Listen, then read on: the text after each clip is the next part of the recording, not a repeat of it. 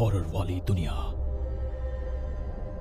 क्या आप जानते हैं कि इस दुनिया में कुछ ऐसी जगह हैं जहां रात के 12 बजे के बाद जाना मतलब अपनी मौत को खुद बुलाना होता है। और क्या होगा अगर आप उस जगह पहुंच जाएं और आपको पता भी ना हो कि आप अब किसी जिंदा दुनिया में नहीं बल्कि एक ऐसी दुनिया में कदम रख चुके हैं जहां से वापसी का कोई रास्ता नहीं है। ये कहानी 3 ऐसे दोस्तों की है जिन्होंने एक चेतावनी को मजाक समझा और उस एक गलती की कीमत उन्हें अपनी जिंदगी से चुकानी पड़ी। यह कहानी शुरू होती है एक पूर्णिमा की रात से।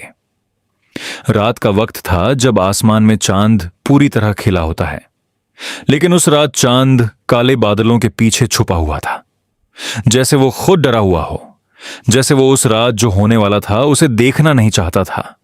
दिल्ली का हाईवे पूरी तरह सुनसान था। दूर दूर तक कोई गाड़ी नहीं थी। सड़क के दोनों तरफ बस अंधेरा था और उस अंधेरे को चीरते हुए एक पीली टैक्सी तेज और रफ्तार से दौड़ रही थी। उस टैक्सी में 3 दोस्त बैठे थे। पहला था विहान मेहरा, 22 साल का नौजवान, हमेशा मुस्कुराने वाला, हर बात को हल्के में लेने वाला। दूसरा था अखिल शुक्ला, विहान का पक्का दोस्त, हमेशा मजाक करने वाला, जिंदगी को मस्ती से जीने वाला। और तीसरी थी मायरा रॉय, इन दोनों की दोस्त। लेकिन आज रात मायरा बिल्कुल भी खुश नहीं थी। उसके चेहरे पर एक गहरी बेचैनी थी। वो बार बार अपने स्मार्टफोन पर समय देख रही थी। रात के 11:49 हो रहे थे। भैया गाड़ी थोड़ी तेज चलाओ, रात के 12 बजने से पहले स्टेशन पहुंचना बहुत जरूरी है। मायरा की आवाज में घबराहट साफ थी। ड्राइवर ने एक्सीलरेटर दबाया। स्पीडोमीटर 120 किलोमीटर प्रति घंटे पर था। विहान ने मायरा की तरफ देखा। उसे मायरा की यह बेचैनी समझ नहीं आ रही थी। मायरा, इतनी जल्दी क्या है? चंडीगढ़ से दिल्ली की ट्रेन 12:30 बजे की है। हम आराम से पहुंच जाएंगे। लेकिन तभी ड्राइवर ने एक ऐसी बात कही जिसने उन तीनों के माहौल में एक अजीब सी खामोशी भर दी। सर, आपको कुछ नहीं पता, पर मैडम को सब पता है। यह कहते हुए ड्राइवर की होठों पर एक शैतानी मुस्कान फैल गई और उसने एक्सीलरेटर और जोर से दबा दिया। स्पीडोमीटर 160 किलोमीटर प्रति घंटे पर पहुंच गया। टैक्सी सड़क पर बंदूक की गोली की तरह दौड़ने लगी। विहान और अखिल दोनों ने एक दूसरे को देखा। ड्राइवर की उस बात का मतलब क्या था? मैडम को क्या पता है जो उन दोनों को नहीं पता? लेकिन इससे पहले कि वो कुछ पूछ पाते, टैक्सी रुक गई। स्टेशन आ गया मैडम। विहान ने बाईं तरफ देखा। एक विशाल दीवार थी, 60 फीट चौड़ी और 40 फीट ऊंची। उस दीवार के बीच में एक सुरंग जैसा दरवाजा था। उस पर लिखा था, चंडीगढ़ स्टेशन पर आपका स्वागत है। तीनों जल्दी से टैक्सी से उतरे, डिक्की खोली, सूटकेस निकाले। मायरा ने फिर घड़ी देखी, 11:59। 1 मिनट बाकी था। मायरा का चेहरा डर से सफेद पड़ गया। उसने जोर से कहा, विहान, अखिल भागो, 12 बजने से पहले अंदर जाना है। मायरा अपना बैग उठाकर दौड़ने लगी, लेकिन तभी उसकी घड़ी में 12 बजे का अलार्म बज गया। टिक टिक टिक टिक। Oh shit! मायरा रुक गई। उसने अपना माथा पीट लिया। अखिल और विहान उसके पास आए। दोनों उसे हैरानी से देख रहे थे। मायरा, मैं कब से देख रहा हूं, इतनी घबराहट क्यों है? वो ड्राइवर भी कुछ ऐसा ही कह रहा था। आखिर बात क्या है? सीधे बताओ। मायरा ने एक गहरी सांस ली और बोलने लगी, मैंने सुना है कि जो भी पूर्णिमा की रात 12 बजे के बाद चंडीगढ़ रेलवे स्टेशन से ट्रेन में चढ़ता है, उसे छलावा ट्रेन ले जाती है। वो ट्रेन कोई साधारण ट्रेन नहीं है। उसमें कोई जिंदा इंसान नहीं होता। उसमें सिर्फ मुर्दे होते हैं, लाशें होती हैं। और जो एक बार उस ट्रेन में चढ़ जाता है वो कभी किसी दूसरे स्टेशन पर जिंदा नहीं उतरता। मायरा ने यह बात इतनी गंभीरता से कही कि एक पल के लिए सन्नाटा छा गया। और फिर विहान और अखिल दोनों जोर जोर से हंसने लगे। मायरा, तुम जनरेशन जेड में भी भूतों पर विश्वास करती हो? ये सब बातें सिर्फ कहानियों में अच्छी लगती हैं। असल जिंदगी में कोई छलावा ट्रेन नहीं होती। अखिल ने भी हां में सिर हिलाया। बिल्कुल सही कहा। ये सब बस डरावनी कहानियां हैं। इनका हकीकत से कोई लेना देना नहीं। मायरा कुछ और कहने वाली थी, लेकिन विहान ने उसके मुंह पर उंगली रख दी। चलो, तुम हमारे साथ अंदर आ रही हो या हम दोनों चले? मायरा मन ना होते हुए भी उनके साथ चली गई और वे तीनों उस विशाल दरवाजे से चंडीगढ़ स्टेशन के अंदर दाखिल हो गए। काले आसमान के पर्दे के पीछे से चांद धीरे धीरे बाहर आया और उस चांद की नीली रोशनी में 3 परछाइयां स्टेशन के अंदर जाती हुई दिखाई दी। अब जो उन तीनों ने प्लेटफॉर्म पर देखा वो किसी भी सामान्य स्टेशन जैसा नहीं था। प्लेटफॉर्म नंबर 1 और प्लेटफॉर्म नंबर 2 दोनों पूरी तरह सुनसान थे। कोई यात्री नहीं, कोई कुल्ली नहीं, कोई आवाज नहीं, बस टूटे पत्ते थे जो हवा में लहरों की तरह उड़ रहे थे। दोनों प्लेटफॉर्म के बीच की पगडंडी पर सफेद धुआं जमा हो गया था, जैसे धरती से खुद धुआं उठ रहा हो।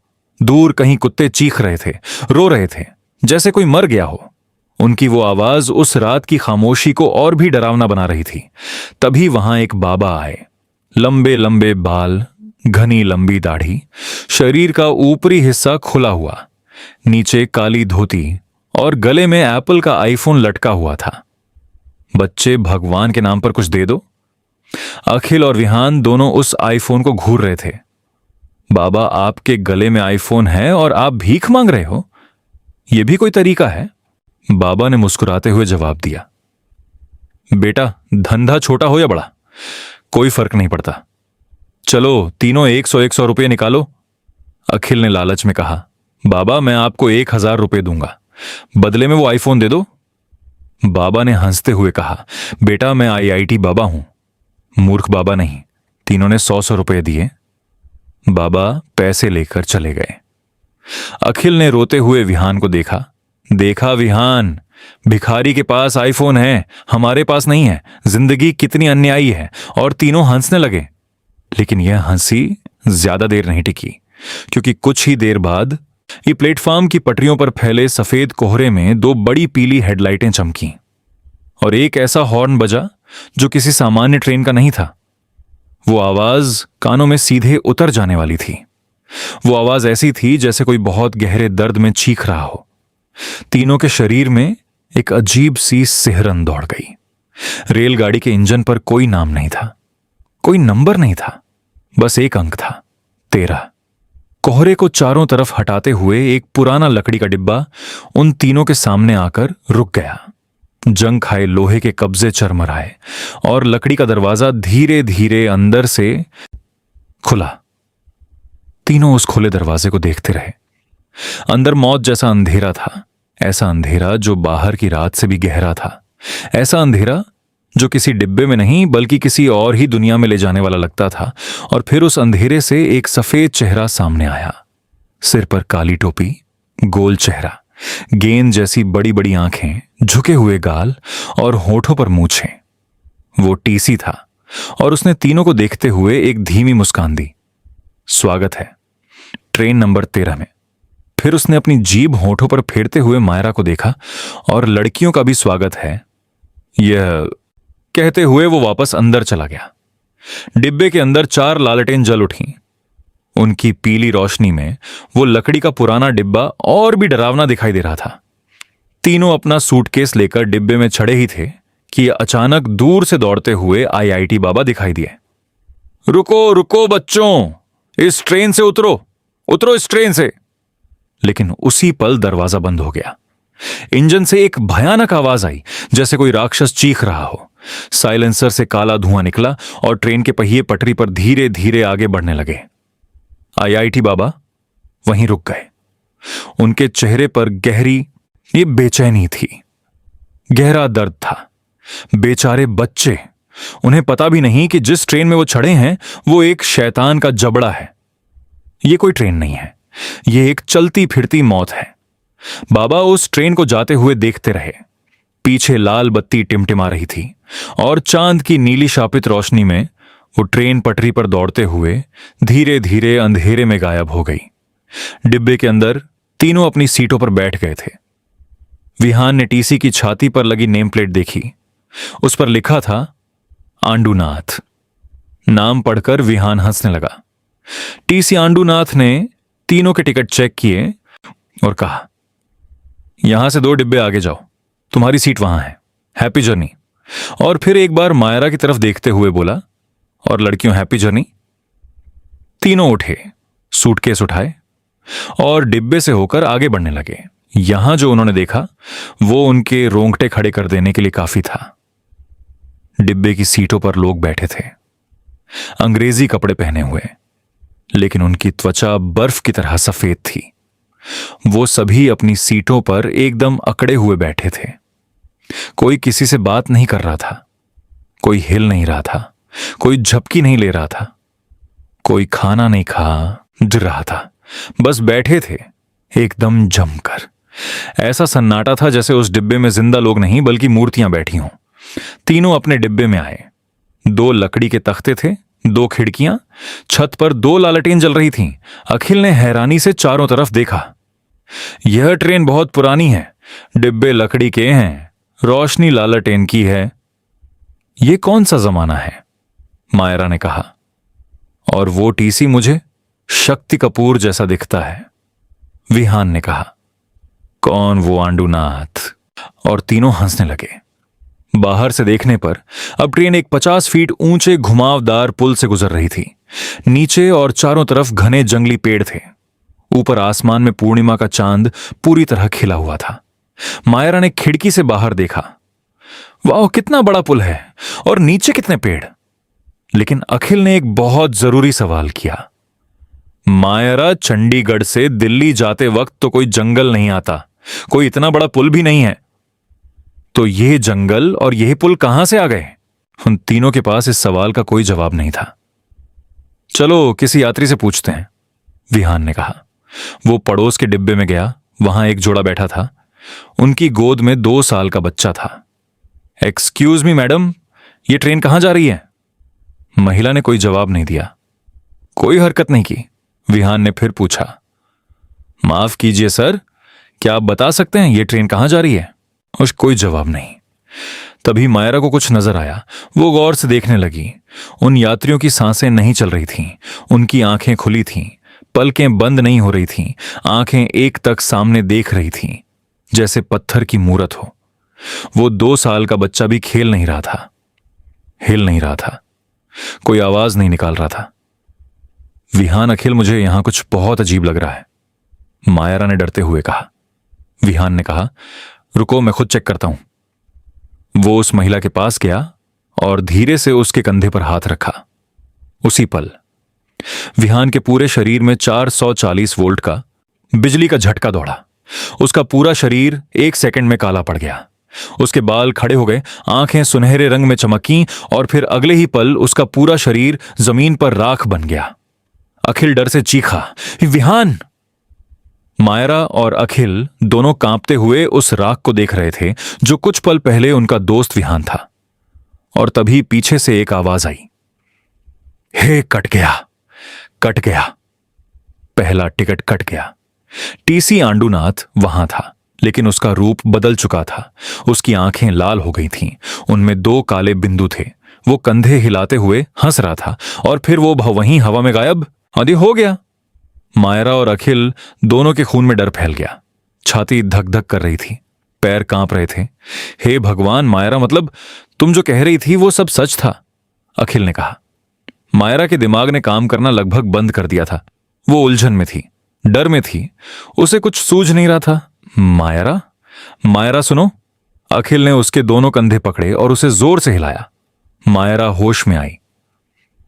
देखो, अगर तुम्हें इस छलावे के बारे में पता था तो तुम्हें इससे बाहर निकलने का तरीका भी पता होगा, है ना? जल्दी बताओ।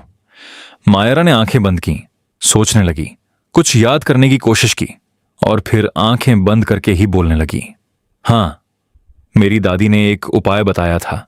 उन्होंने कहा था कि अगर इस छलावा ट्रेन की लकड़ी पर किसी जिंदा इंसान का खून बहा दिया जाए तो यह ट्रेन ठीक 2 मिनट के लिए रुक जाएगी और उस वक्त सारे दरवाजे एक साथ खुल जाएंगे, तब बाहर निकला जा सकता है। मायरा ने यह कहते हुए अखिल की तरफ देखा, लेकिन मायरा को क्या पता था कि अखिल यह बात पहले ही समझ चुका था।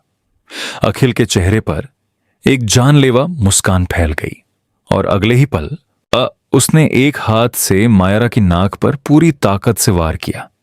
मायरा को कुछ समझने का मौका ही नहीं मिला। वो पीठ के बल जमीन पर गिर पड़ी। उसकी नाक से खून बहने लगा। सॉरी मायरा, लेकिन अगर मुझे जीना है तो तुम्हें मरना होगा। मैं इस छलावा ट्रेन में हमेशा के लिए भूत बनकर नहीं रहना चाहता। अखिल ने लकड़ी की सीट का एक तख्ता तोड़कर हाथ में ले लिया। फिर उसने वो लकड़ी का तख्ता मायरा के सिर पर दे मारा। एक भयानक आवाज आई। मायरा का माथा फट गया। खून तेजी से बहने लगा। मायरा दर्द से तड़पने लगी। दूसरा वार हुआ और मायरा का शरीर में बेजान हो गया। उसका चेहरा खून से लथपथ था। आंखें खुली थीं, ऊपर देख रही थीं और उसी पल ट्रेन रुक गई। सभी बंद दरवाजे एक साथ खुल गए। मैं बच गया, मैं बच गया। अखिल ने दोनों हाथ ऊपर उठाकर जश्न मनाया। वो दरवाजे की तरफ दौड़ा। उसने नीचे देखा और रुक गया। ट्रेन 50 फीट ऊंचे पुल पर खड़ी थी। नीचे गहरा नीला पानी था, एक विशाल समंदर जो दूर दूर तक फैला हुआ था। अखिल ने सोचा, पानी में कूद जाता हूं, कम से कम जान तो बचेगी। वो कूदने ही वाला था, लेकिन उसी पल ट्रेन फिर से चल पड़ी। ये क्या हो रहा है? अभी तो 2 मिनट भी नहीं ये हुए। ये ट्रेन कैसे चल पड़ी? अखिल को नहीं पता था कि उसने कुछ गलत किया था। तभी उसे पीछे किसी के होने का एहसास हुआ। वो घूमा और लकड़ी का एक तख्ता सीधे उसकी नाक पर आकर लगा। अखिल चीखते हुए दरवाजे पर गिर पड़ा। उसकी टूटी नाक से खून बह रहा था। आंखों के सामने अंधेरा था। उसने पलकें झपकाईं और सामने देखा, मायारा खून से लथपथ चेहरे के साथ हाथ में लकड़ी लिए उसके सामने खड़ी थी। मायारा, तुम जिंदा हो? लेकिन तुम तो मर गई थी। हां अखिल, मैं मर गई थी, लेकिन बस 1 मिनट के लिए मेरा दिल रुका था, क्योंकि जाने का समय मेरा नहीं, तुम्हारा है। मायारा की आवाज में गुस्सा था, दर्द था। अखिल ने हाथ जोड़े। मायारा प्लीज, हम दोस्त हैं, तुम मुझे नहीं मार सकती। मायारा की आंखों में आंसू भर आए। उसने आखिरी बार अखिल को देखा। सॉरी अखिल। लकड़ी का वार हुआ। पहले वार में अखिल की खोपड़ी फट गई। दूसरे वार में सब खत्म हो गया। ट्रेन रुकी।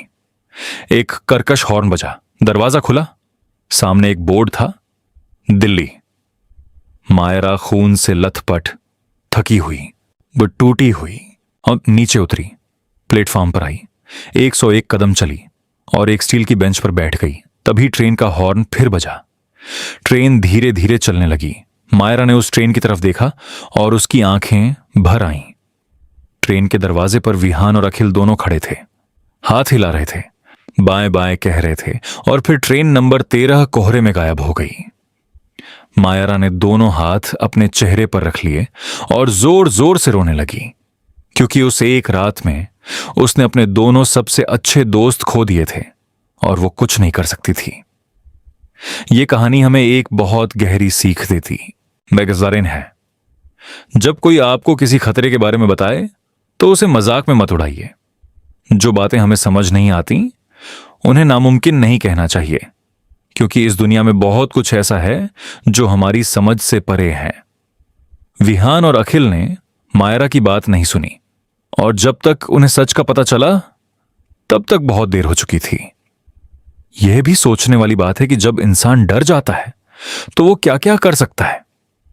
अखिल ने अपनी जान बचाने के लिए अपनी दोस्त पर हाथ उठाया और मायरा को खुद को बचाने के लिए वो करना पड़ा जो उसे कभी नहीं करना चाहिए। और दिन था। छलावा ट्रेन नंबर 13 की कहानी सिर्फ एक भूत की कहानी नहीं है। ये एक आईना है जो हमें दिखाता है कि जब इंसान की जान खतरे में होती है तो वो किस हद तक जा सकता है।